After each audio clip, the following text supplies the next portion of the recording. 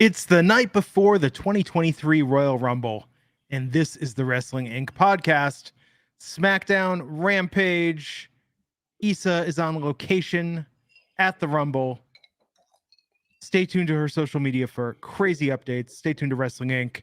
But tonight, myself, Glenn Rubenstein, and Alfred Konuwa are going to talk about the Go Home SmackDown and Rampage. Welcome to the Wrestling Inc. podcast. If this is your first time here, be sure to subscribe, like, share, give a thumbs up, leave a comment, get notified. Tell us what your favorite color is in the comments. I want to know. Hey, that's a good one. You know, what's your favorite color, Alfred? Green, 100% green. What about yours? I like a nice sort of rich, deep royal blue. Wow, that's my favorite color. Royal blue, so specific. I like the whole entire green race. I'll go forest green. You know, I'll go a lawn green, lime green, Green Bay Packer green. Any shade of green is good with me. I do like the forest green, hence the hoodie tonight. It's a fun color. It's nice. I like that. I like a maroon. I like the kind of richer colors as opposed to the just pure bright primaries. But let's talk tonight about the world of wrestling. What is going on, Mr. Alfred Konuwa? What is going on in the news? Well, let's start with some heartbreaking news, Glenn, in that the Banger Brothers are no more. No more Banger Bros. WWE finally caught on to the fact that they were doing a play on the popular porn site Bang Bros.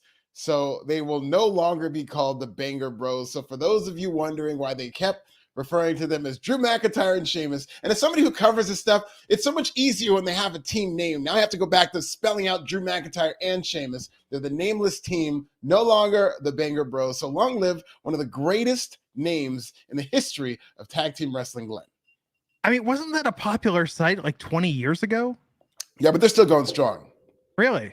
Yeah, I mean, porn is what, a $10 billion business, and it's free out there. And Banger Bros has a very loyal fan base, one that I may or may not be part of. Wow, there you go. You've never seen a Bang Bros video? Yeah, like 20 years ago. like Bang Bros is old enough to be on Bang Bros now. Well, I mean, that's like saying I saw WWE 20 years ago, so it shouldn't be around today. They're just a franchise. They are an empire. God, isn't that crazy to think? Who's the Vince McMahon of the adult world? Actually, I don't want to know. But I'm sure they're out there. Oh, Issa's in the chat. Yes, Issa, of course, we miss you. It's not the same without you. It's like she's here. Yes, we'd love to hear your thoughts on the end of the Banger Bros, because it really is a sad time. It makes me like Sheamus more because he knew what he was doing. He knew what it's absolutely. He had the poll about the Banger Bus, which is another popular YouTube porn site, Bang Bus. He did that too. He knew what he was doing and knew that WWE didn't know what he was doing until they eventually caught him. So this makes me like Sheamus even more. But they could go back to the drawing board. You know, I did suggest Brazzer Bros. They both came up in the reality era, so they can be called the Reality Kings. That's another one they could do. Or they could get a stepsister and call themselves the Step Bros. There's a lot of different scenarios that they can have.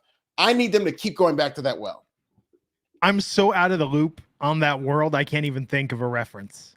Really? No Ultimate Surrender reference or anything? It's been a long time. You know, on Game Boys to Men, the podcast I do with Jeff Gerstmann on his Patreon, we talk a lot about the early 90s. And I tell the story about, it comes up frequently when I was like 16 years old and trying to get the friend that was 18 to go like rent videos for me. And then they would yell at me because they're like, dude, you didn't return the tapes. You didn't rewind the tapes, Or we'd go to the video game convention, and CES used to coincide with AVN. And I realized that when I was like 16, and I think I didn't play a single video game that entire trip. I was just over like trying to ask Heather Hart to marry me, So it's like I was once well versed, but then I grew up and started having real relationships. When you were around tapes, did you have one of those car rewinders where you put it in the hood of the? Oh man, we had one of those. Yeah, that would have been sweet, man. No, I couldn't afford that. Should have saved the wear and tear, on the VCR.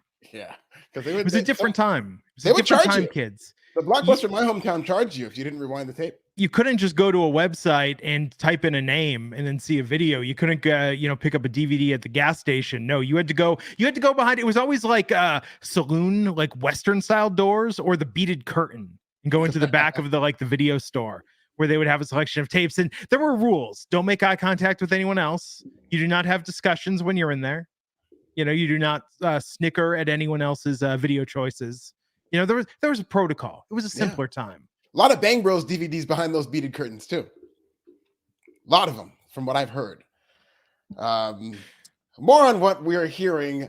One Matt Riddle, remember him? He was seemingly a rumored surprise Royal Rumble entrant when he went off of television months ago, about 6 weeks ago.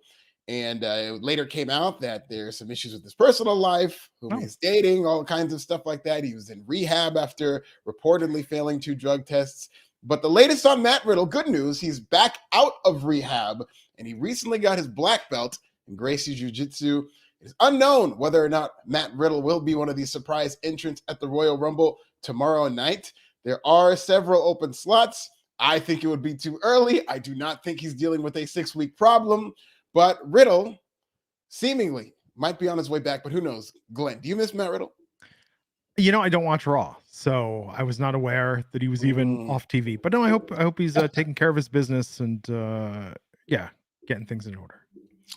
Yeah, it'll be interesting because Randy Orton is another candidate. And just watching these shows, and it's like they've given away that Brock Lesnar is going to be part of that. They've given away Cody Rhodes. You know, we just saw the American Badass, which I think could have been a fun surprise and going in there for a couple of minutes. They've given away a lot between the Triple H era, Raw 30, and some of these big names being announced already. They really should have, I'm expecting they're going to have some pretty high-profile surprises. Edge, I expect to be back. They better. So maybe Randy Orton and Riddle could be a couple more. Well, I think that I'm tuning in first and foremost for the Women's Rumble and for Sami Zayn tomorrow night to see what happens with Sami Zayn, Kevin Owens, and the Bloodline. The Men's Rumble, here's the thing, with all the Cody vignettes, I'm pretty certain Cody's winning. I feel like Cody's winning. I feel like this is a setup to Cody winning. If they don't surprise us tomorrow, especially during the Men's Rumble, this is going to seem very anticlimactic. Yeah, I feel like they're setting up for him not to win. I feel like them bringing him back, putting him front and center, doing these vignettes. I think this is all classic textbook stuff you need to do to build somebody up. I have no problem with it. And I don't really think people will have a problem with it. But because it's been caked down so much and Cody's such a storyteller, this could be the beginning of his journey where he doesn't quite win that Royal Rumble because they're going to need to figure out the timing here. There's a lot of paranoia that fans are going to turn on Cody Rhodes. And really? Of course, because this is the time of the year that people turn on top stars. It happened with Kofi Mania, where it was an organic rise. We want Kofi Kingston to be in the main event, not anybody else. Bryan Danielson, of course, the Yes Movement was like the precursor to all of this. We've seen that with Becky Lynch, where people got behind her instead of wanting the Ronda Rousey versus Charlotte main event. And WWE has shown the ability to turn that on. So now I really do think it's mostly paranoia, and it's because of persecution complex. Because, I'm looking at all kinds of polls. I do polls on Pro Wrestling Bits on YouTube, and the consensus does seem to be that we want Cody to win the Royal Rumble, but there are people out there who are like, no, it's Sammy's time. People are going to turn on Cody if Sammy wins too early, which you never know. I was making a joke, but I think I'm onto something because the anti-Nepo baby movement is huge. And I think that's going to work against Cody. They should work that into the storyline. It's very current. Very like it's so current that WWE will be referencing it 3 years from now. That's the WWE pop culture clock. Sounds about right. It'll be interesting. So you don't think that fans are going to turn on Cody Rhodes? No, it's just if they do, it's because these vignettes feel like the most telegraphed. When's the last time we had a series of vignettes for somebody making a return at the Rumble when they announced not only are they returning at the Rumble, but here's like a multi-part little mini doc. Triple H. It was Triple H in 2002, and it was one of the biggest comebacks ever, and it's got his fingerprints all over this. This is a My Sacrifice template where Triple H is doing these videos week after week after week. He comes back in the Garden, he wins the Royal Rumble, and everybody was behind him. But we are in a different time where WWE has to book around the entitlement of fans to where I don't know what turn that fans know too much. If they telegraph that somebody's going to win, then they turn on them. They're like horses with their blinders on. You need to keep the blinders on as long as possible. Don't telegraph that Cody's going to win that title too early so they won't have a chance to turn on him. And license some Creed. Get My Sacrifice in there. Let's go full on if that's what we're doing, What's Scott Stapp do? Scott Stapp's still with us, isn't he? I mean, maybe in, physicality more than mentally, but yes, I believe he is. Mostly physically. His body is still with us, is what you're saying. Man. I'm just still thinking about his turn on Celebrity Poker 20 years ago. Like, he did not seem well. Wow. Oh, I remember seeing clips of that. I didn't see the whole thing though. Yes. But we'll see what happens. Will Creed come out, play Cody out at the Royal Rumble? Maybe. Is he going to play My Sacrifice? I think wrestling fans would dig it if it was My Sacrifice. Nice little nod to Triple H. Feelings about Scott Stapp aside, I mean, look, Creed has some songs that, I mean, you can't deny that there are some really good songs. Sure. They've got some, they're not my cup of tea, but I can't deny how popular these songs were and how much money they made for sure. I mean, they're not Matchbox 20, which I can just argue all day long. Like, no, these are phenomenal songs. But Creed, like, it's like, no, there's like 5 songs where it's like, yeah. I don't want to admit that I like this, but I like this. There were a lot of bands like that in the 90s and the early 2000s. Limp Bizkit, I'll throw in that. Nickelback, where they had popular songs, but then after the fact, people acted like they were just hungover, and they never liked that. Oh no, I didn't like Limp Bizkit ever. I gotta finally launch the Limp Bizcast, which I've been talking about doing for years, and go song by song to answer the question: is Limp Bizkit a good band? Because I feel like the world is split on this. For its time, yes, they were a very good band. That's exactly what that era of music, especially in rap rock, it's exactly what it was. How many times do you think Fred Durst has seen Fight Club by now? Oh, 1,000,000 times. Fred Durst is probably going to be in a reboot of Fight Club. I mean, he'll play both characters. We were at 28 times when Chocolate Starfish came out, and there's the lyrics to Living It Up. Also, is Ben Stiller still his favorite MFer? That's a question. And Together Now is a low-key classic too. There's Wes Borland is exceptionally talented. Wes Borland is one of the greatest guitar players in rock and roll ever. But Fred Durst, makes the most of what he's got. Kelvin R. Alexander, $2 super chat. Give Lola Vice all the belts. Wow. All of them. Kelvin's on somebody else. A new woman for Kelvin. Lola Vice is the next thing on the streets. G-Roy J saying fans really should welcome Creed with arms wide open. I agree. Creed and Cody Rhodes. I really do think that parts of this Cody Rhodes thing is a fake controversy. I do think it's just a Twitter thing.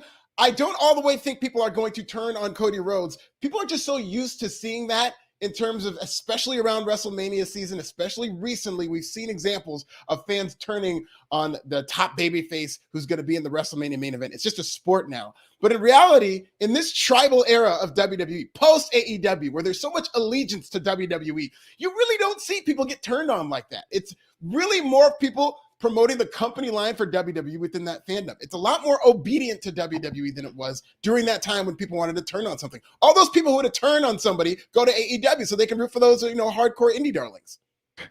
I mean, it's going to be very interesting to see what happens. I think this is going to be the most monumental Royal Rumble in recent memory, probably since the first women's Rumble. And the reason why is that we don't know how much input Vince has into this. We don't know. We're by Monday. Do you think by Monday, if not the Rumble, the Raw after the Rumble, we will know if The Rock is coming back for WrestleMania Hollywood or not? Absolutely. I really do think that the Royal Rumble is the deadline. It will be the big tell as to whether or not The Rock is coming back. Steve Austin's odds have jumped significantly. I believe they went from like 5,000 to plus 500. So it seems like some of the smart money is coming in on Steve Austin. Always pay attention to big line movement on the betting odds, because when the smart money comes in about 24 hours, maybe hours before the Royal Rumble, it's usually some of the riders betting on what they know is going to happen. So be very wary of Steve Austin. And if Steve Austin's going to be in this Royal Rumble, I do not expect The Rock to be in this Royal Rumble. And the fact that The Rock wasn't at Raw 30, I think, is another tell that he's not going to be there. Will Shane O'Mac be back? I hope Shane and Vince are in the Royal Rumble. All these people who are quote unquote turning on Cody Rhodes, let Vince McMahon win the Royal Rumble, then see them complain. They'll be begging for a Cody Rhodes if Vince comes back and wins. I mean, yeah, I think if Vince wins the Rumble, it'll be all Twitter talks about. I'm here for it. Vince comes in. Everybody picks him up and throws him out, eliminating him. He changes the bylaws of the Royal Rumble. He forces his way back in, and he wins the 2023 Royal Rumble. You want to complain about Cody? Let Vince get in there against Roman Reigns. Let's go. I mean, I suppose it could get worse if he could enter and win the Women's Rumble. I mean, oh, man. You don't want Vince in the Women's Rumble for a number of reasons. You know what happened? Vince enters the Women's Rumble, and all the women jump over the top rope, and he wins. They all just run away from him, and he wins the whole thing. What else is going on in the news? Don't sleep on Rhea Ripley in the Men's Royal Rumble, winning it all too. And otherwise in the news, I was just talking about Vince McMahon. Let's talk about his daughter, Stephanie McMahon, in terms of her dramatic exit from WWE and the board of directors. She was previously the co-CEO and chairwoman of WWE while the Triple H era was underway. Then she abruptly quit. And it was around the same time that the news came out that Vince McMahon had come back to the company as chairman of the board. It now has come out that Stephanie McMahon left WWE because she was facing a demotion, and she did not want a demotion, so she left WWE. She did take a sabbatical before coming back and assuming the role of chairwoman, but now that Vince is back, Stephanie is back out. Continue to suggest tensions between Stephanie McMahon and Vince McMahon, but now it looks like she's taken that sabbatical she would have taken, and it's just weird seeing that they don't seem to be able to work together. It seems like a lot of untenable differences between Vince McMahon and Stephanie. Yeah, I mean, she's got to do what she's got to do. Hey, did you see the trailer for Succession season 4? No, I didn't even know it was out. Yeah, it's coming back 2 months, end of March. Same weekend as Yellow Jackets. Great timing with this. Vince, end of March is around the time Vince McMahon is going to be back in the chair in WWE. I expect him back by WrestleMania. So right there, Succession comes on. Vince McMahon is back in control with creative. That'll be exciting. Yeah. I mean, look, she's got to do what's best for her, at this point. Bigfoot Sneakerhead. Hey man, haven't seen you in a while. $4.99 super chat. Sammy and Cody, the last two in the Royal Rumble. We have a Hart and Lex finish, and that's how you split the belts. Okay. If Sammy and Cody are the last two in the Royal Rumble, the only way you do that and not have these fans turn on Cody is you have them both get eliminated. I can see that. But if it comes down to Sammy and Cody eliminates Sammy, I mean, you don't want to create those kind of problems for yourself. But that would be perfectly understandable if they do the double elimination finish. I think of all Royal Rumbles, there's a couple of things that WWE has done in the past that they don't go back to.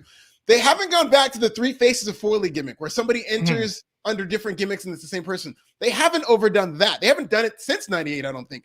They haven't gone back to the double Royal Rumble winner, which I think was a cool moment in the 90s when it happened. And enough time has passed where you could do it again and it'll be a cool moment again. But they overdo all the shitty spots, like when somebody hides under the ring or, when somebody helps eliminate somebody, even though they've already been eliminated. They do all the crappy spots like that. They need to redo these good spots. Hornswoggle. Surprise entrant tomorrow. Does he hiding under the ring? That's how you know Vince is back in charge. Hornswoggle, really nice guy. Played blackjack with him at a table. Shout out to Dylan Postal. Yeah, really nice guy. Really good guy. Really great stories.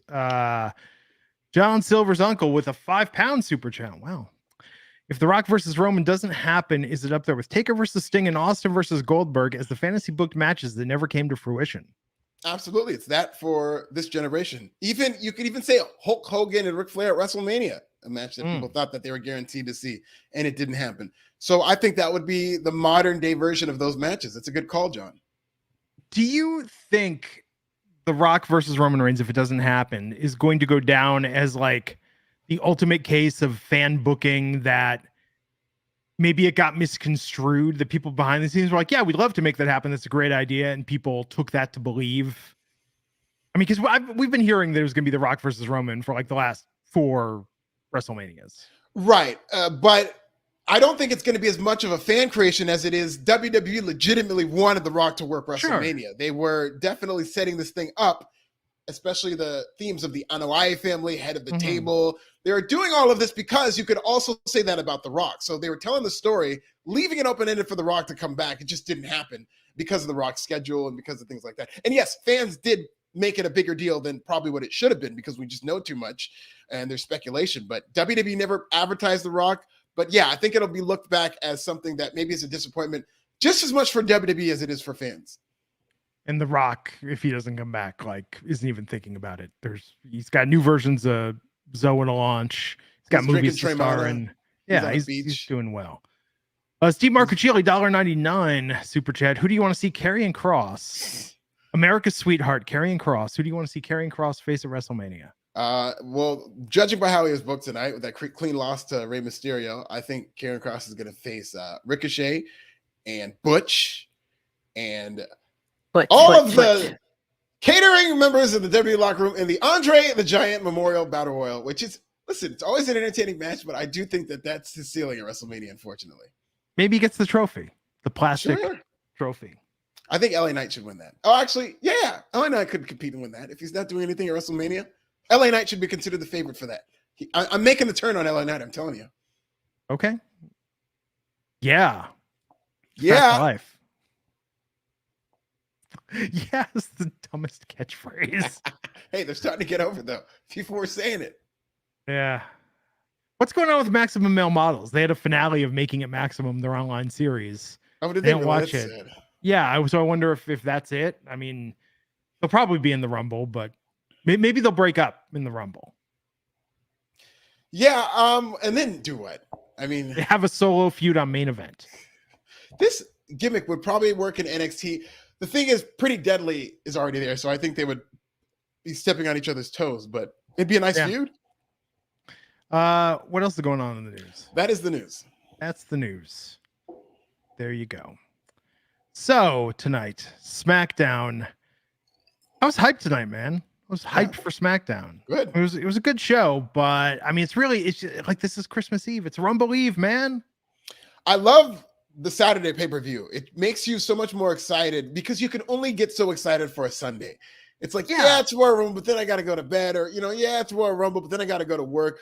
Friday is Friday, and you're looking forward to Saturday where you get to relax and then watch the Royal Rumble. I think the Saturday pay-per-view is where it's at. Now, have you, in your extensive journalism work, ever uncovered the reasoning and the trajectory of why I would assume they chose Sunday because boxing typically took Saturdays and they didn't want to compete with that. Yes, that in college football as well is a big, especially because we're not in college football season, so it's easy to say that now, but college football is a juggernaut. And especially in a lot of these places that like WWE, like these Midwestern territories, whether it's your Oklahomas, whether it's in the South, whether it's even on the West Coast where USC and the Pac-12 have a lot of real estate in college football. So you don't want to compete with college football, but at the same time, with Nick Khan coming along, he has done a lot more Saturday pay-per-views. He does do them in like January, and it's been doing well. But it's, again, football, the NFL playoff football is another thing that happened on Saturday for the last couple of weeks. So there's a lot to compete with on a Saturday night, and Sunday has always been a wrestling night. Well, we opened tonight with the Bloodline pulling up, and Sami Zayn, who was told by Roman not to be there. Sami Zayn showing up in the parking lot. Yeah, now, okay, was Sami Zayn told not to be there, or did Roman Reigns? What I explicitly remember is Roman Reigns saying, "I do not want to see you until Saturday," which Roman Reigns is in New York. Problem solved. That'll be insane. I mean, how does this play out tomorrow? So, I mean, let's just talk, about this post. Like, what happens tomorrow? Does Sammy look? If I could see this going any number of ways. I was gonna say if KO versus Roman is on last. Maybe KO wins the champ. No, I can't win in the championship. That seems like really dumb to have that happen there. But I could see Sammy getting kicked out of the Bloodline if the match goes on earlier. Sammy wins the Rumble because the Rumble goes on last, which will probably the Women's Rumble will probably go first. The Men's Rumble will probably go last. That's how they've done it in recent years. I could see that. Especially, it usually depends on who has the biggest surprise, because the Women's Royal Rumble went on last when they had Ronda Rousey to roll out after. But the Men's Royal Rumble, first year, wasn't it? That was the first year they had the Women's Rumble. I believe it was, the first year. I think 2018. I think that was. Yeah, and those first two were so special. Yeah, and the way they built it up, I think the Men's Royal Rumble has more intrigue, and I think it should go on last. But if Roman versus Kevin Owens goes on last, that might be a tell that they have something big. That might be a tell that maybe The Rock shows up after that match. Who knows? But I expect the Men's Royal Rumble to go on last. And yeah, we're hearing about this test for Sami Zayn, which is great that they have this cliffhanger until the Royal Rumble. I don't know what that test is going to be. I don't know if the Royal Rumble is going to be part of it. And I don't know if Sami is going to get in big trouble because he showed up on SmackDown, which the announcers did play that up, that he would. Yeah, I mean, I thought it was very compelling. Then we went to Karrion Kross with Scarlett versus Rey Mysterio. Scarlett tried to attack right. Was there supposed to be a fireball in that spot? She did this little spin. Yeah, they really need to work on their timing with that fireball, because I think that's what that was, but it was weird. Yeah. If you're going to have a fireball, test that. Make sure the fireball works. What did Karrion Kross look like he wants to sell you tonight? Lifetime membership to subscription vacuum cleaner attachments. So where they come and they reattach your vacuum cleaner, every 6 months. That was going to be an extended warranty on a new set of tires. But he's got shit. The longer his hair gets, the less. I mean, but maybe he's going to grow it out. Maybe he thinks if he grows it out, it'll look menacing. I said maybe he's trying to get braided, get cornrows. Like Justin Timberlake. Yeah. And then they could do the Britney Spears, Justin Timberlake cosplay, the denim outfits at the VMAs. They can go do that. Karrion Kross and Scarlett are some of the nicest people. I've worked with them. They did some work for one of our clients before. Like, they're so nice, but with Karrion, like, he looks like the biggest badass on earth with a shaved head, and with hair, it's just not doing it for me. Yeah, and he's also not really being booked like a big badass in terms of being a big star and stuff like that. I think the feud with McIntyre was important, that he went over and got the better of Drew McIntyre. He did win one match, but after that, he hasn't really found any type of momentum. They haven't really booked him that great. I thought he had a pretty good promo. I think it was last week on SmackDown, but he does seem to have settled in at a level that's around mid-card, around the Madcap Moss level right now. Oh, shit. Dylan saying doesn't Karrion and Scarlett live in Vegas too? And I think they live in Florida, but man, we were watching. Karrion's going to show up here and be like, what are you saying about my hair, motherfucker? Like, yeah. It's going to be on site for you. Yeah. Good luck with that. I got cameras that'll capture the whole thing. It'll be great. We'll turn it into an angle. No, I think, but Ray won this match. Rey Mysterio did not need to win this match. No, and I thought there was going to be interference from Dominic to cost him the match, and there's going to be all these shenanigans the night before the Royal Rumble, but Ray just won. Yeah. So first, Sheed Black $1.99 wants to know, did I change cameras to look more HD? I think I just have the video settings set higher tonight than it has been. So there you go. More of me in crystal clear, high definition video. Calvin Alexander, $5 super chat saying, I'm going to be honest, I look forward to watching NXT and NXT Level Up more than I do watching Raw and SmackDown. I need to start watching Level Up. I have a feeling I will really enjoy Level Up. Me too. I see clips on it that seem like a lot of fun. They've got a new young announce team. And it's funny, he's talking about NXT. Xavier Woods had that line tonight saying that SmackDown was a more efficient show. Yes. It was 2 hours long. Have you seen what Nikita Lyons has been posting on social media lately about her injury? Oh, that's unfortunate. I forgot to bring that up. That was going to be a story we're going to do. Yeah, Nikita Lyons injured out for at least 6 months because of an ACL tear. I've seen a couple of posts, but not specifically about the injury. I saw her. Unless this is an elaborate work. I mean, she is treating this like, she's talking about gratitude. And I mean, look, I think a lot of people are rooting for her, but yeah, it's like, the tone of things does not bode well for a speedy return, the way she's talking about things. Really? Well, yeah, it's going to be a lengthy injury. It's an ACL tear. So those are 6 to 9 months. So really tough break for Nikita Lyons. I hope she comes back strong. Absolutely.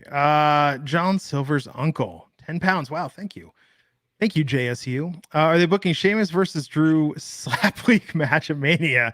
We know Vince is in gorilla for that one. If Cole says, oh my God, the Celtic Warrior just slapped the haggis right out of Drew McIntyre. Book it. You know what? The slap league has more potential as a worked division in WWE than it does as a legitimate thing. I think if people knew that the slap league was fake, they'd be more into it. So I wouldn't be opposed to that. They slap each other all the time. And listen, this isn't good for the narrative, but Slap League's ratings were up 40% this past week. Still wasn't a great number, 400 and some thousand, but there is a little bit of life. They do live to fight another day, and Warner Brothers Discovery is very much behind this. So a win for week 2.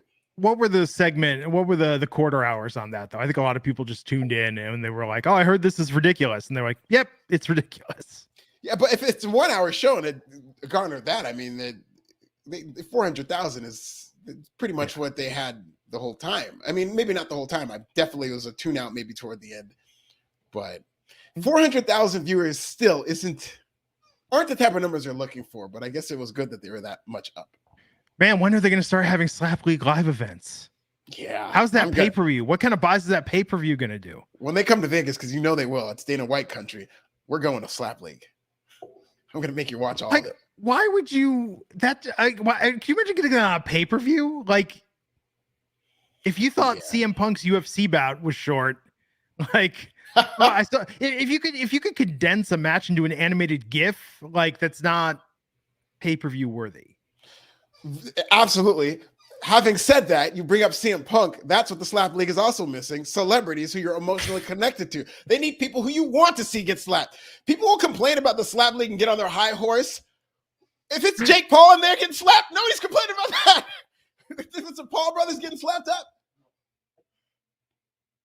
it can get very inappropriate very fast. Kelvin Hour Alexander, $5 saying, I think Scarlett was trying to grab Ray's ankle as opposed to throwing fire. Maybe. Yeah, she did it in a weird way, so I could see that too. It was just a very awkward exchange. Yes. So, Austin Theory. This was a packed segment. Austin Theory came out and cut a promo, interrupted by the New Day, interrupted by the Miz. Shit went down. Bobby Lashley came out, and then Brock Lesnar came out and announced himself for the Royal Rumble. Yeah. It was a very fun segment. I know a lot is made about how WWE doesn't stick to its brand exclusivity. Having said that, Austin Theory, Bobby Lashley, the guys who are usually on Raw, they didn't come off as fresh on this show on SmackDown. Yeah. We watch SmackDown every week. We usually don't see any of these guys. And them being on there felt very fresh. The crowd was very good. And it was very interesting that they're building this thing for Brock Lesnar. Yeah. I mean, man, I hope Brock doesn't win. It's like when Brock won Money in the Bank. That was the most unnecessary shit ever. No, I think Brock, fun. Yeah, Brock and Bobby will both have something to do with each other's eliminations. Yeah, because they're gonna WrestleMania. Yeah. Interesting. I wonder if it'll be at Mania or if they're gonna do this in Montreal, because the word on the street was that Gunther was being pegged for a Brock Lesnar match. But if that's not gonna happen, the rubber match between Bobby Lashley and Brock is a bigger match. Yeah. Way bigger match. Yeah. Lacey Evans took on Jasmine Allure. The third Lacey Evans. Lacey Evans 3.0. The three faces of Lacey. That's what we should have in the Women's Rumble. That's what I'm saying, man. They've only got, 7 women announced? Let's get 3 Lacey Evans appearances. The fourth, she should come out pregnant and then just go in the ring and say, you can't touch me, I'm pregnant. This is Ric Flair's baby. Tina Miller pointing out Brock won last year. I'd already forgotten that. Yes, and he would be in the elusive 3-time winners club, which nobody has won the Royal Rumble 3 times outside of Stone Cold Steve Austin, who may win a 4th Royal Rumble tomorrow. You never know. Such an insult to the current roster. It really is, because business is good too. And I'm not just talking about their TV live events. They're selling out events left and right, which is the ultimate guide of how hot your company is.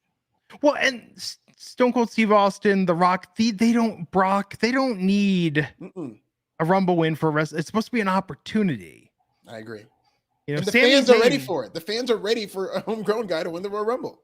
And Sami Zayn, I feel like Sami Zayn would be the most emotionally satisfying win from a storyline level. Cody coming back, it's going to be a feel-good moment if he wins the Rumble. But with Sami, especially if there's tension and Sami challenging Roman, that is huge. And what if the Usos split? What if what if the bloodline fractures over this? I completely agree with you. I love Cody. Cody's my guy. I want to see him front and center at WrestleMania, winning that WWE championship. I still think that's going to happen. But the timing here, it's overlapping with the Sami Zayn storyline. We are at the crescendo of the bloodline storyline. There's still time to wrap this up. And I think ideally you do have Sami win. You maybe have Jay go with Sami and Jimmy go with Roman. And they take this to the Elimination Chamber pay-per-view. And it would be a hot match with Sami potentially winning the WWE title in Montreal. And then you have the Usos turn on it. Calvin, wow, saying Lacey looks like new money tonight. Yeah, she looked very good. That camo, the fatigues. Hopefully they stick with this. Just stick with the gimmick for Lacey Evans and she'll do the rest. Well, yeah, she won this match against Jasmine Allure. The Cobra Clutch.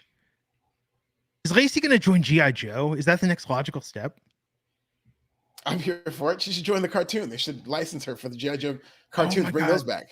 They should absolutely. I mean, if Sergeant Slaughter could join G.I. Joe, Lacey could join G.I. Joe. Yes. I mean, that is the inspiration for this character. And it's a year that WrestleMania is in LA, which is when Sergeant Slaughter headline, and she uses a Cobra Clutch. So a lot of callbacks to Sergeant Slaughter. Yeah. Well, Sheamus and Drew McIntyre talking trash about Hit Row. They're going to send them back to Skid Row. Timely reference. We got the Cody video package, and then Drew and Sheamus headed to the ring, but the Viking Raiders attack them out of nowhere. Pummel the Banger Brothers from behind. Horrible. And then Hit Row thought they were going to get immediately advance to the next round, but instead Ricochet and Braun Strowman came out and had a match with them and beat Hit Row. I mean, they've been treated so poorly upon their return. Much as I hate to admit, they're dead in the water. It's unfortunate because Top Dollar, I mean, who knows? Maybe they'll fracture and they'll be able to do something on their own. But because Top Dollar screwed up one little dive that he has made before, it doesn't matter. He's lost all that weight. He's in the best shape of his life. He's committed. He's engaged and locked Putting in work on social. He's writing rhymes for every goes above and beyond. Yeah, exactly. He's got the personality and everything, but Michael Cole just can't seem to get over the fact that he screwed up one spot, which is ironic because Michael Cole was screwing up this whole show, tripping over his words more than Top Dollar tripped over a rope. And Top Dollar doesn't get to make a diss track about Michael Cole, but all this segment was Michael Cole working out his roast jokes. Hit Row was the first return of the Triple H era, right? Were they the first? I think they were the first. No, I think it was Damage Control on SummerSlam. Oh yeah, you're right. Okay, so but they were the first of the male. Actually, they might have been before that. We're gonna have to look that up, but they were one of the first. Yes, and it's just been so weird. Okay, so Calvin's saying Lacey would have to join Cobra because she's a heel. Wow, she is a heel to a lot of people, and I don't know what Cobra's stance on ADHD is, but they'd have to talk that out. I think they're in favor of it. Yeah. They probably Processed got foods. Probably got some treatments for it. Cobra, man. Cobra had their hit. Remember when Cobra had like the metal band they started? They had Cold Slither. They were gonna start a metal band to subconsciously get the kids to follow Cobra. And what would have been wrong with following Cobra? Does Cobra believe anything that children shouldn't? I mean, it was a child-friendly show, but Cold Slither, banger of a metal track. I think the day after it aired, my first prisoner of the moment as a child is I think the day after it aired, I was in a class and I was like, today we're going to write an essay on our favorite episode of TV. And I was like, well, let me tell you all about Cold Slither on G.I. Joe, which I saw yesterday. This was the best thing I've ever seen on TV. Cobra is going to start a metal band called Cold Slither and brainwash the kids into joining Cobra. I'm listening to that. I want to hear, is there a remix to Cold Slither by chance? Oh, there should be. Awesome song. John Silver's uncle, 2 pounds. Lacey's promo made Pinocchio look like a real boy. Wow, that's one way to call her a liar. What was she lying about? What was she capping about? Or is that what was that in reference to, John? We'd like to follow up. Man, I'm thinking now. I watch 80s commercial vault on YouTube all the time, and it's just blocks of TV with just the commercials. You'll see like coming up next on ABC. I saw they got a new one up where it was like the night the A-Team premiered with the A-Team movie, the TV movie. And so you see the intro and the tonight, but then it's just all commercials. But I gotta tell you, like G.I. Joe commercials are all over the place with all the kids programming from the 80s. But I always liked the He-Man ones because they would like sing at the beginning. Yeah, like they would have like the little chants and stuff. Yeah, He-Man went deep with all those figures. Yeah. I always wanted the Castle Grayskull that you could fit all your figures inside to like keep them. I was more into the He-Man cartoon. Yeah. Power of Grayskull, man. So why don't they have a wrestler with like that gimmick where they like summon the power and then they win every match? That'd be pretty. It would be pretty badass to see somebody do a He-Man inspired WrestleMania entrance.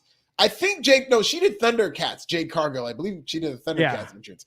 But something like that, He-Man would be cool. Could be a good Triple H entrance for when he was doing it, but now he's retired. Baby Ice Orko was a pimp. Legitimately. He had a side hustle going. Oh, man. So Braun Strowman and Ricochet won this match. And it was an okay match.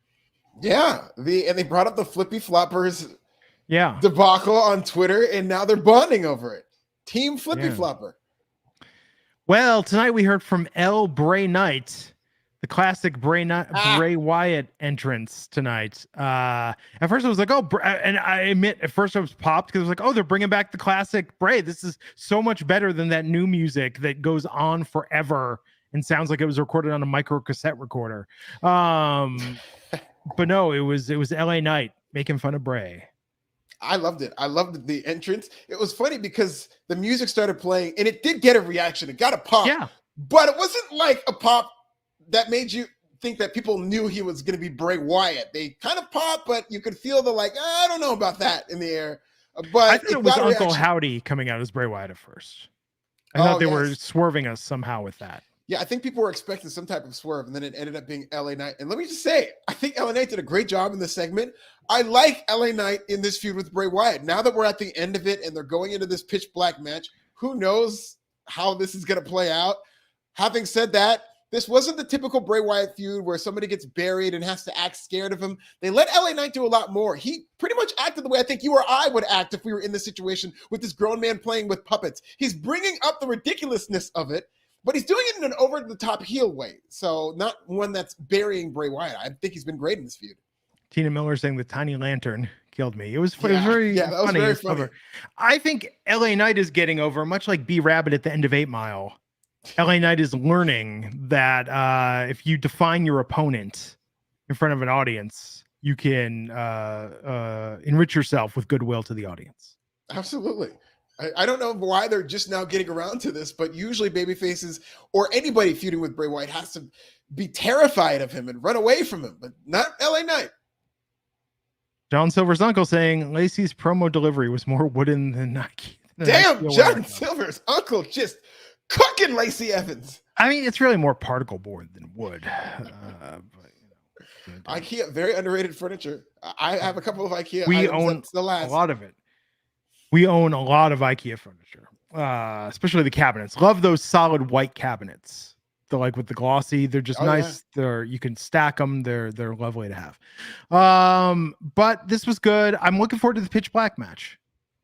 Yeah, I'm just morbidly curious as to how this is going to play out. So clearly it's just going to be pitch black and sounds. Maybe we get a couple of callbacks to former Bray Wyatt characters because they've been suggesting that. But I don't know. It'll be very interesting. A lot of grunting in this match. So, Legado del Fantasma with Zelina Vega took on Imperium for the other semifinals match for the SmackDown Tag Team Championship Contenders Tournament. Which team is going to ultimately lose to the Usos? And tonight, Imperium advanced. Really good match. Imperium without Walter. Gunter. Yeah, that was an excellent match. Never get used to it. Still Walter in my mind. Yeah, it's understandable. And I thought this was a good match. Couldn't give a shit about either of these 4 wrestlers, but they wrestled a very good technical wrestling contest. Dave Meltzer special. Great match between 4 wrestlers you couldn't give a shit about. On a kinder note, Calvin R. Alexander, $2 saying Scripps was on Level Up. Oh, good for him. I mean, not a great sign for his future, but at least he's getting work. Bernie DC says Mama call him Walter. Glenn and many of us will still call him Walter. Also, is Coming to America just on all the time right now? Like for the past couple of years? To me, it's always been on TV. I feel like it's always just been around. I mean, it's one of my favorite movies of all time, but it's like amazing how it's just always on. What was it on this time? I mean, HBO shows it a lot, I feel like, or the deeper HBO channels show it a lot, you know? Yeah. Interesting. So let's talk about this main event. And yeah, I think, like you said, this was a very AEW style match with Legado versus Imperium. Yes, very much so. A lot of work rate. It was a very good tag team match. I was very entertained watching it. And eventually the crowd got into it. Yeah. So Imperium is going on to face Ricochet and Braun Strowman in the finals. Good on them. It'll be interesting. I could see it going either way, honestly. I think Braun Strowman and Ricochet are going to win. And I could see Braun Strowman eventually turning on Ricochet. And I really want to see a feud over this whole flippy flopper thing. I want them to unleash Braun Strowman as this guy who hates flippy floppers and hates internet wrestling. They really need to lean into that. Yeah, I mean, this is the most odd couple tag team pairing they've probably done since The Bar. The Bar wasn't that much of an odd couple. Yeah, but The Bar worked very much so. And they did kind of use the odd couple booking and having them feud first in a best of 7 and then get them together. And I think Ricochet and Braun Strowman, I really do want to see them have a run as a tag team before they break up. Yeah. So Sonya Deville crashed Charlotte Flair's interview with Ryan Satin on Out of Character. Damn show's called Out of Character and they're running angles on it. Ridiculous. Better come up with a new name for that show. Out of character. What? Take two. It would have been funny if they would have had an out of character and would have been like, this isn't kayfabe. I just genuinely dislike you. Okay, now we're shooting. Yeah, that would have been good. Yeah, this segment sucked. It was horrible. I hated it. Horrible segment. The worst segment they've done since Charlotte and Sonya Deville started feuding, which they've had a couple of pretty good segments. Charlotte and Sonya seem to get a lot of heat. Sonya seems to do a good job of making Charlotte Flair babyface, which people sometimes want to turn on Charlotte Flair, but Sonya's better at being a heel in terms of getting people to boo her, so it's good. But this segment was not it. Horrible segment.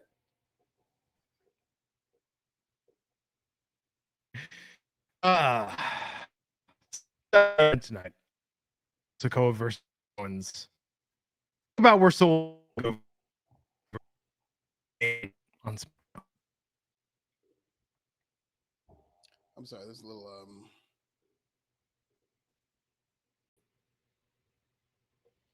It appears as if Glenn is frozen. We will work through these technical difficulties as this show progresses, but this show is all about going on and doing so in a manner that is resilient, and Glenn is just working on some issues, so we are going to go ahead and wrap up the SmackDown portion of this podcast. Tell me what you thought about the main event between Kevin Owens and Solo Sikoa. Both of these men are highly protected, so I could kind of see that this was going to be a no contest or a finish that protected both. That's exactly what this was.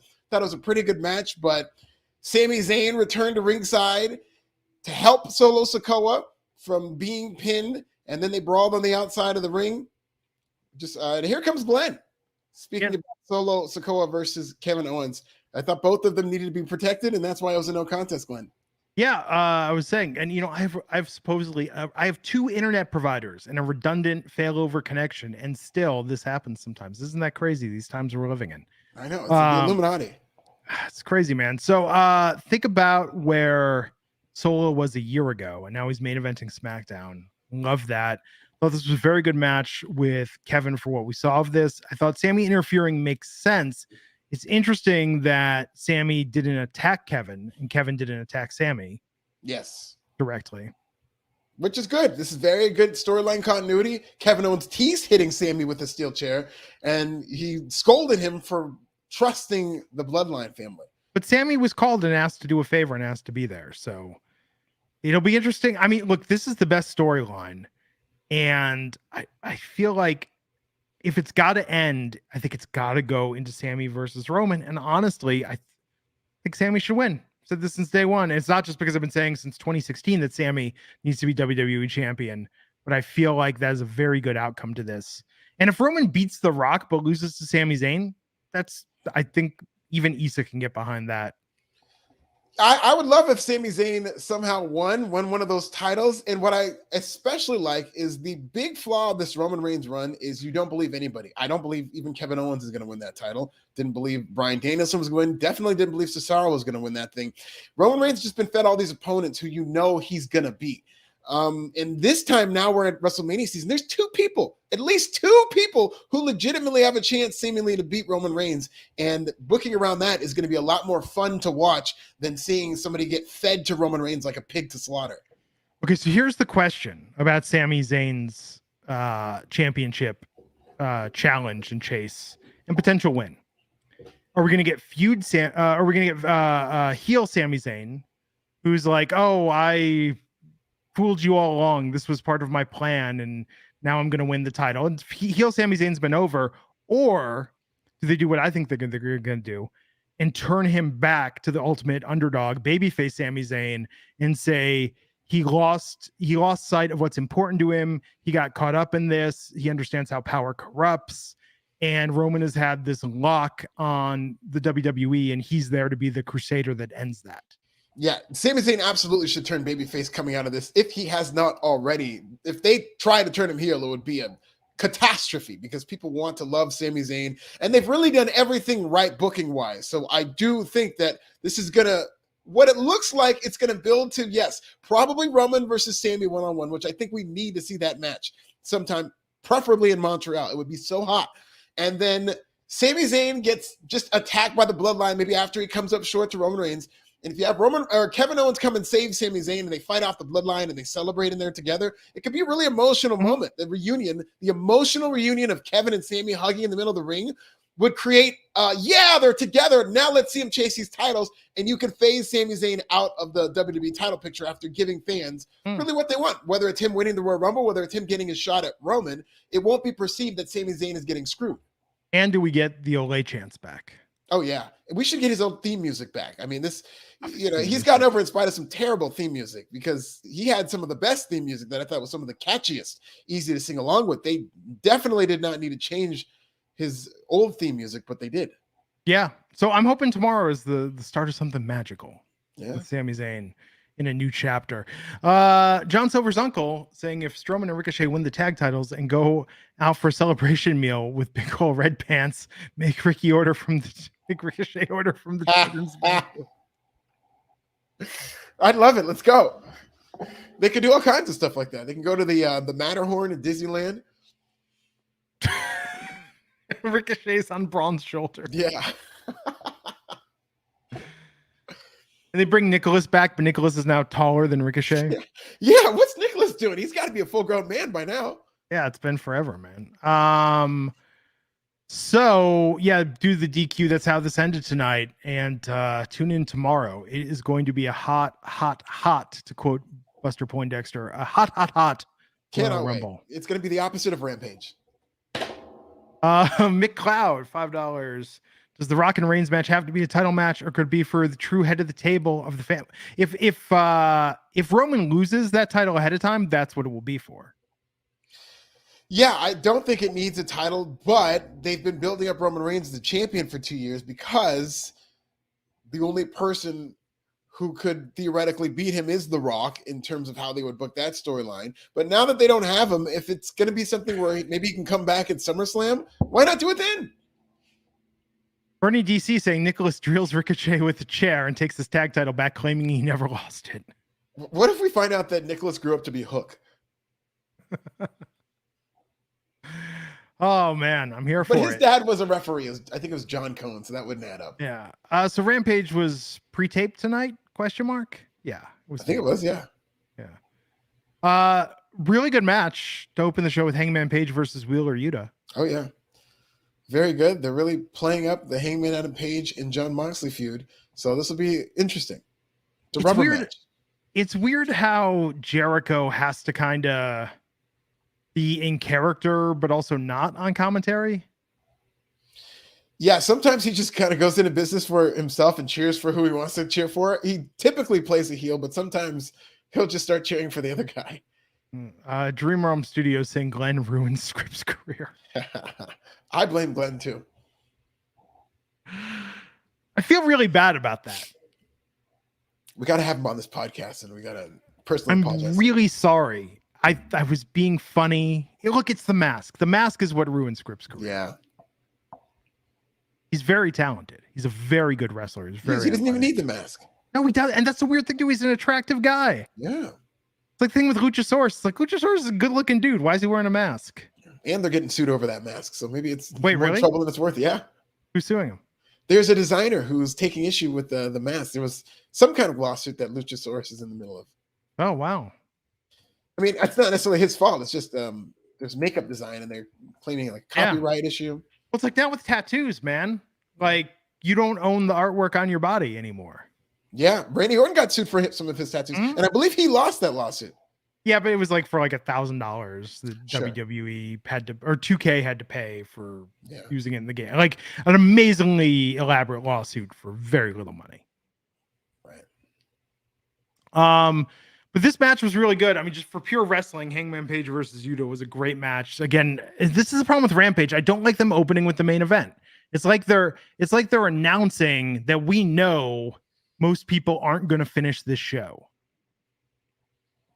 Yeah, I think they like to start hot. I mean, this does seem like it should have been a main event match, but looking at what the main event was, even though it wasn't very marquee, especially with Emi Sakura, thought it was a very, Jamie Hayter doesn't know how to have a bad match. And you knew it was going to be a good match against somebody with strong style experience like Emi Sakura, because Jamie Hayter does come from that ilk, and they did a good job.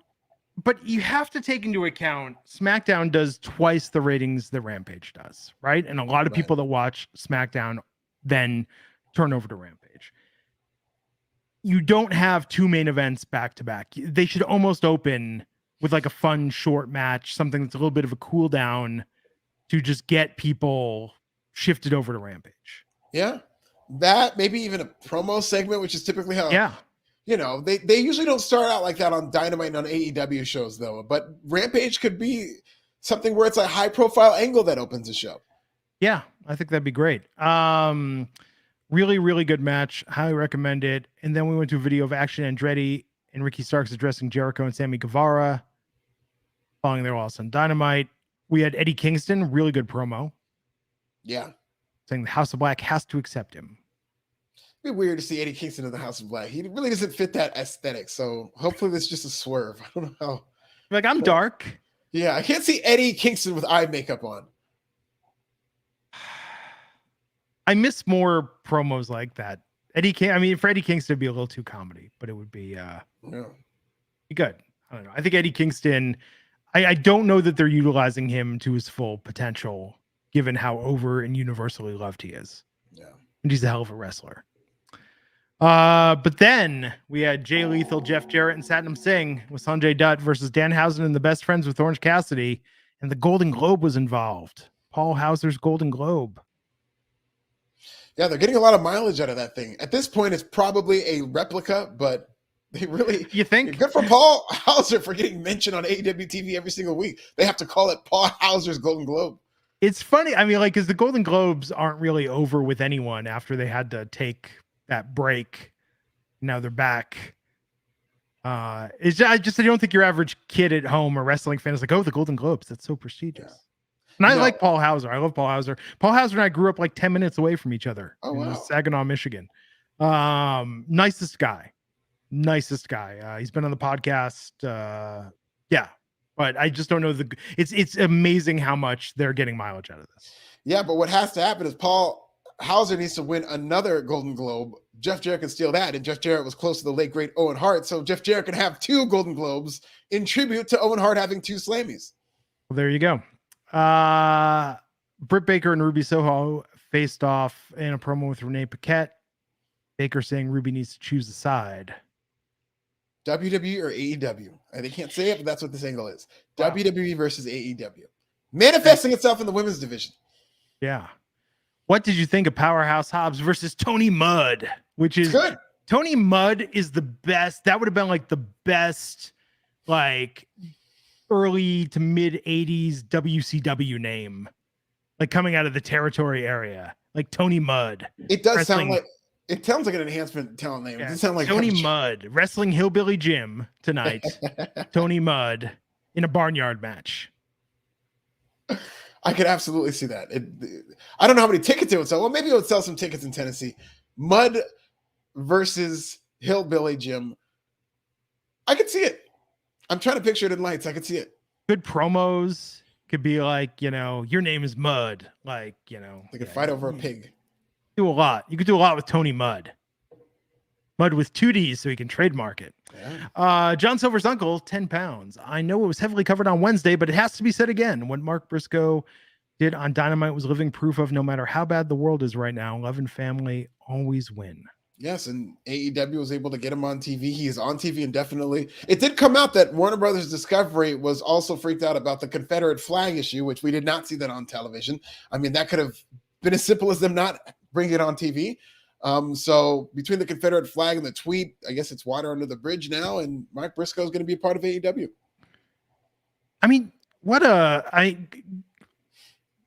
good silver lining, but what a effed up bad communication situation, and then tragedy that this is just like, this isn't history working out necessarily. Right. I don't know. This is a very complicated thing, but it was a very good tribute, very good Dynamite from what I saw of it.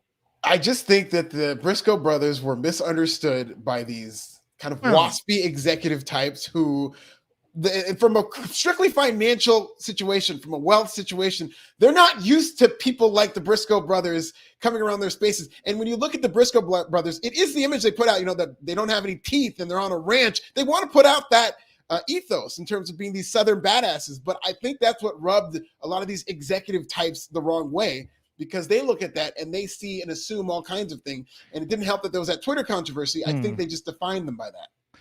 Yeah, I mean, we talked about this a bit. There. Let me put it this way: there's a lot of and I don't want to say PR, but there's a lot of genuine good and healing and understanding that it happened that I do not think was publicized enough. And it never is. Yeah, this is the world we live in. It's not council culture; it's cancel culture. It's you did something bad. Well, that's what you are forever. People don't want to hear about the work that you've done behind the scenes. They want to try to define you. And this is a social media thing. It's not necessarily how everyday people think.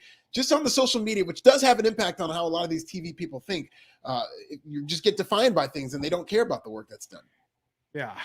But no, that was a very, very good Wednesday. But yeah, I'm glad for Mark, but this is still just awful what happened with Jay.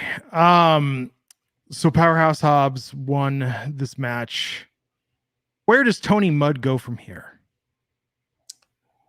Television title, TNT title.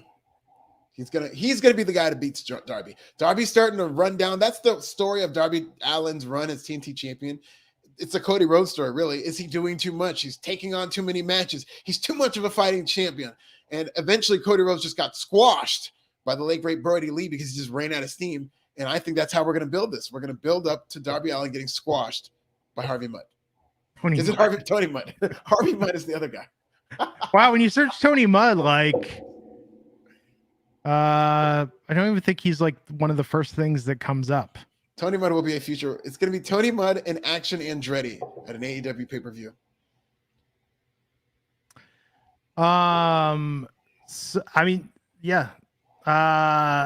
So we got Top Flight challenging the Elite for the AEW World Trios Championship. And then went backstage to Dustin Rhodes and Renee Paquette. And Swerve.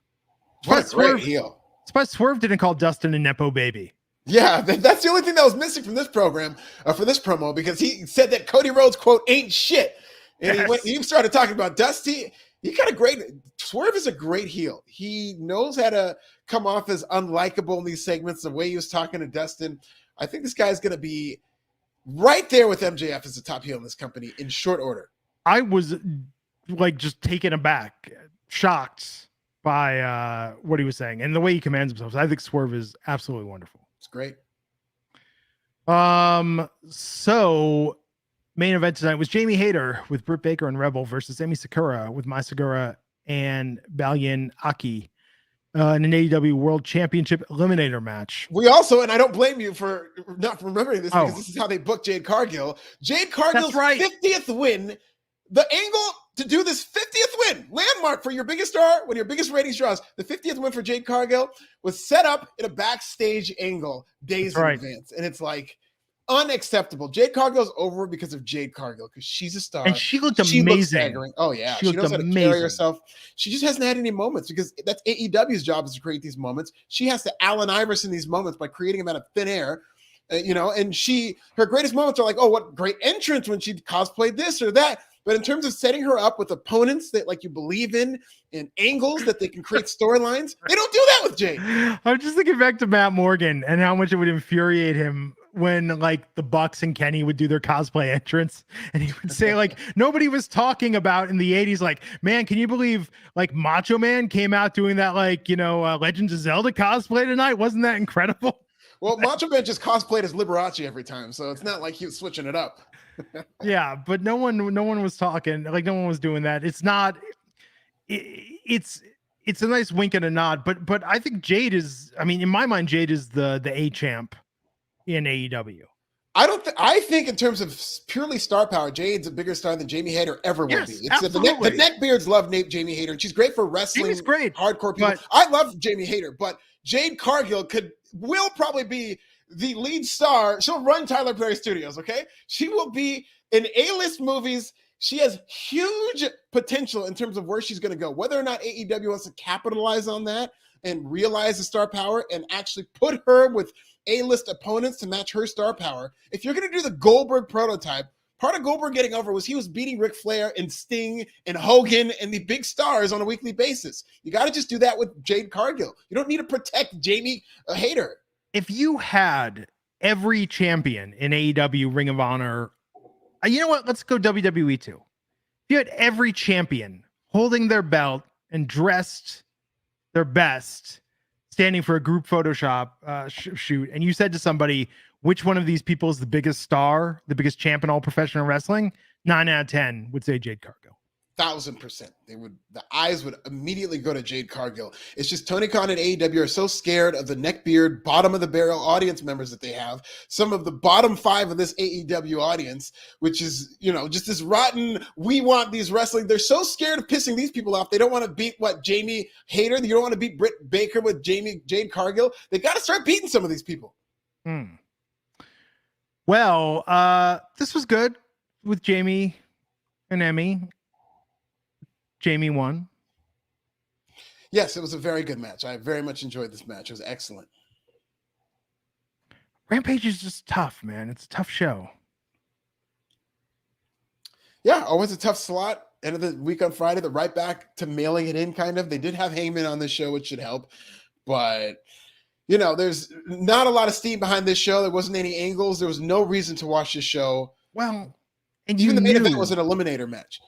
I mean, okay, first they had all the goodwill coming off Wednesday. They knew that tonight's it doesn't take a rocket scientist to know that SmackDown was going to be hot tonight. It seems like they'd want to keep the momentum going. I think a live Rampage is almost always going to be at least twice as good as a taped Rampage.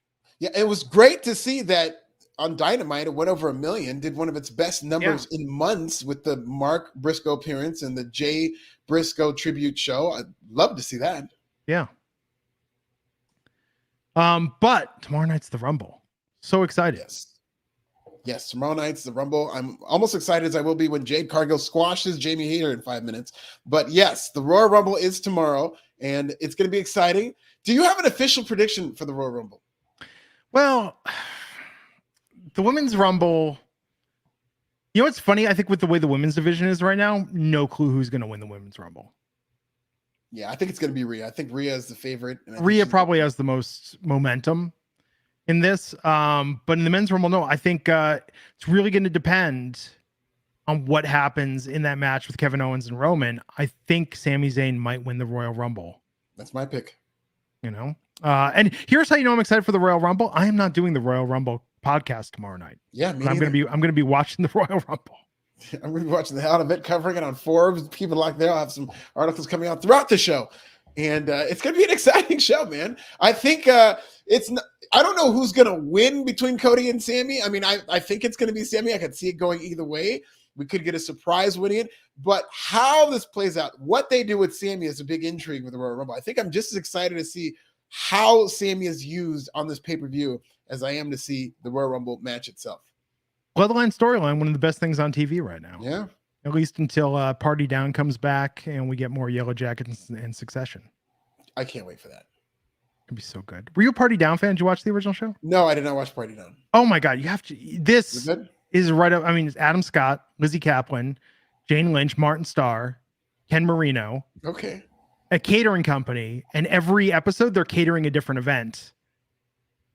And you have what happens at the event intersect with the storyline. It was on Stars for 2 seasons. Okay, I'll check that out. Back 15 years ago. And they're bringing it back for a 3rd season starting in February. They got all the cast back except Lizzie Kaplan.